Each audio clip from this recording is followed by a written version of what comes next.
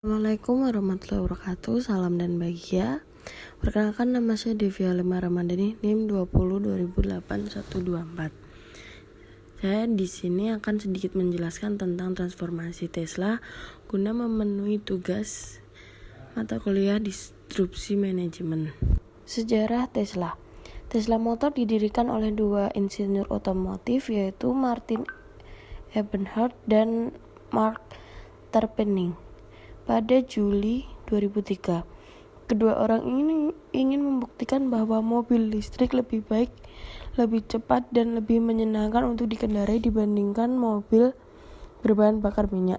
Selain Eberhard dan Mark Tarpenning, Elon Musk merupakan pendiri sekaligus direktur utama dari Tesla Motors. Namun, Tesla sendiri diambil dari nama penemu, fisikawan, teknisi mekanik, dan teknisi listrik asal Amerika Serikat, yaitu Nikola Tesla. Berkat penemuan Tesla pada abad ke-19 dan awal abad 20, mobil listrik menjadi populer karena pada masa itu mobil listrik lebih nyaman dan tingkat pengoperasiannya lebih mudah dibanding mobil BBM. Sejarah dari Tesla sendiri dimulai pada tahun 2004, di mana Elon Musk memiliki tujuan utama untuk mengomersialkan mobil listrik dimulai dari mobil sport premium. Sebagai awal mula, penjualan Tesla pada awalnya menyasar pada mobil sport, kemudian masuk ke kendaraan yang lebih populer, termasuk sedan dan mobil kompak. Musk menginginkan mobil berbahan karbon fiber reinforced polymer. CEO Tesla saat ini, Elon Musk, telah menjadi wajah Tesla saat ini dan bahkan sering dikira sebagai pendiri perusahaan. Musk adalah seorang Afrika Amerika Selatan yang bergelar sebagai seorang insinyur. Dia pernah mendapatkan gelar Bachelor of Science ganda di bidang fisika dan ekonomi dari University Pennsylvania.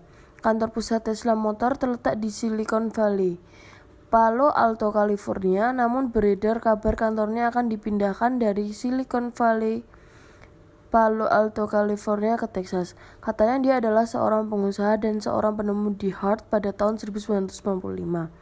Musk pernah mendaftar untuk gelar PhD dalam fisika terapan di Stanford, tetapi tidak sampai menuntaskan pendidikannya karena untuk fokus pada usaha kewirausahaannya pada bidang energi terbarukan dan luar angkasa.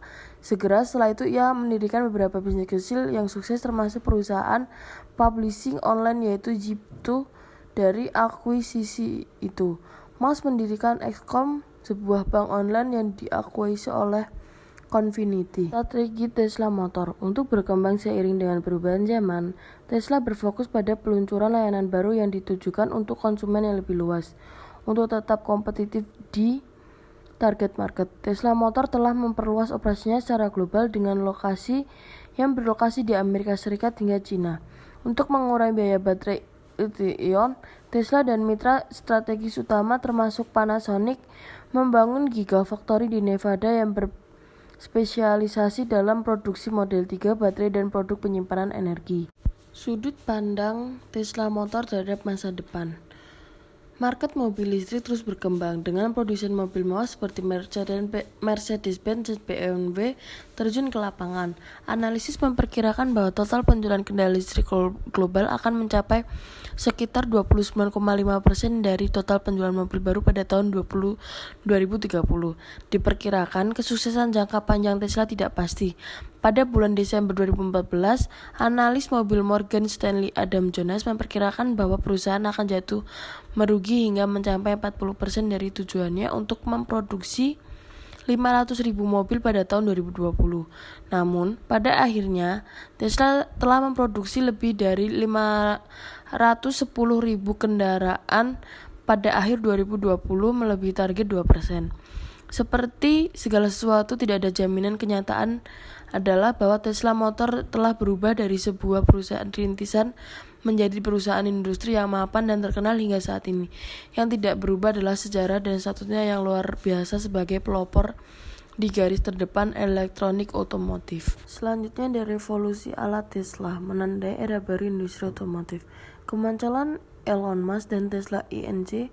yang berkembang pesat sebagai produsen otomotif paling berharga melampaui produsen otomotif legendaris Daimler AG, perusahaan induk Mercedes-Benz, General Motors, atau bahkan Toyota bisa menandai era baru industri otomotif global.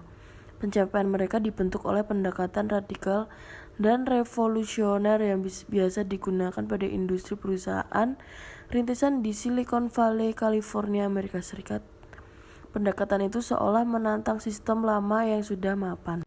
Sekian penjelasan dari saya, kurang lebih saya mohon maaf. Wassalamualaikum warahmatullahi wabarakatuh. Salam dan bahagia.